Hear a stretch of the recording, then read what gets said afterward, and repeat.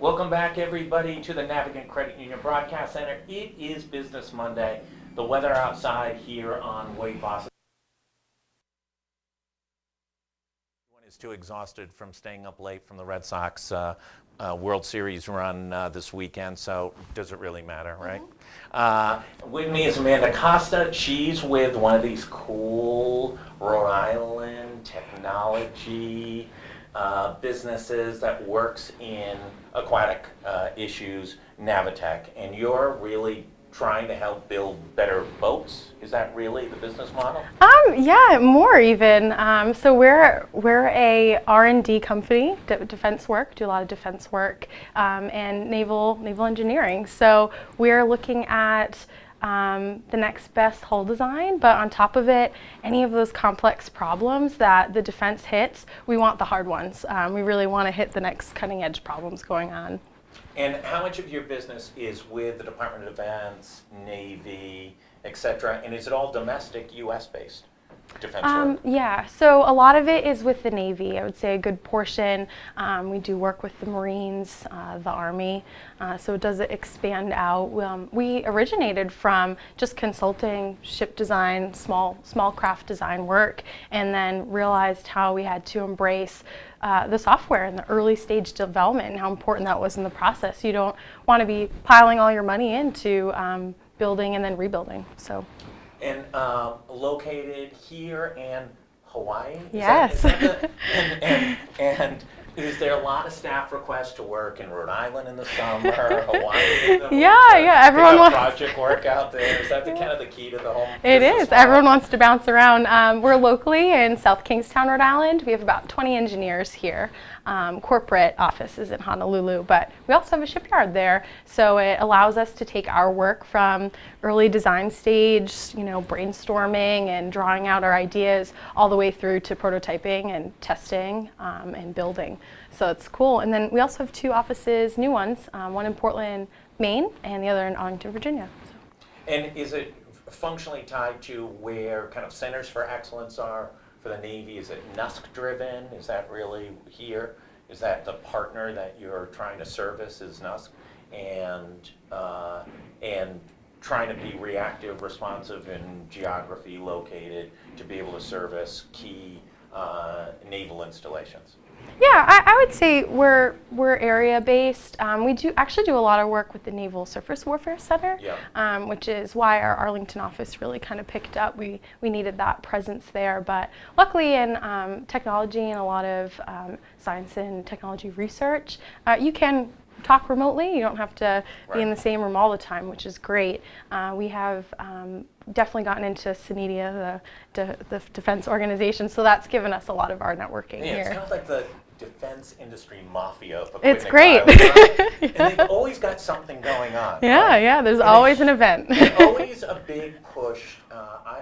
We've had a lot of folks on, and a lot of key speakers have come up here in conjunction with events down there, and a big push towards women in engineering, women in the sciences.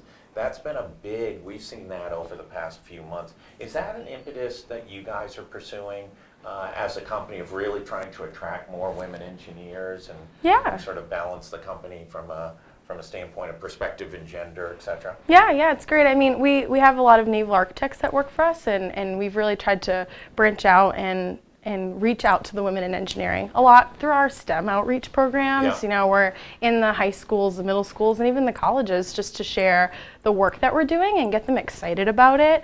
Actually, two of your Wavemaker Fellow program that RI Commerce has, our two women engineers are fellows, and they get the excitement and initiative to stay here in the state and bring their skill sets to our company rather than another. So that's great, and then they benefit from all the events that happen, the outreach that Wavemaker program does. So. And are you guys recruiting now? Are you looking for more engineers? Is URI and Brown, are those sort of hot spots of where you guys are trying to recruit from? Yes. So we're always looking for the new skill set, something to hit what we're researching now. So we try to be open about what we're working on so that we can hit people's interests. We're always expanding, so that's good. Talk a little bit about what the difference is in working in Rhode Island. You work across the company and have some responsibilities that aren't just Rhode Island based. So talk a little bit about what's the advantages and disadvantages here in Rhode Island.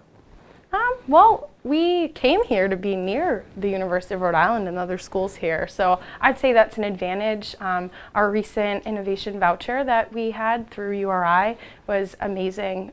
We got to work with Professor David Taggart and his graduate student, and they really built up a database of information and foundational work for our inflatable technology that we have. So that's a huge advantage to have them nearby, be able to share those resources and our knowledge, really. Disadvantages, I mean, it's a tough question. It's just so great here. I mean, it's a small state, but we're on the coast. I mean, this is what we do. So I don't know. You got me stumped. On the inflatable technology, this isn't little raft technology. No. This is big, big, big technology. It is. Talk a little bit about it without giving any secrets away to Putin or any other international spies who might be watching right This is true. So it's a drop stitch fabric. So it's a technology that allows us to have an inflatable that's a flat panel rather than just always having something that's round. So it's a fabric, nylon fibers that are dropped between the two sides of the fabric to keep it strong once inflated. So it only needs a low PSI, maybe 15, and you can withstand a large force. So it can be used. One of our first takes was actually a hull. Yeah, it's a little high-speed hull.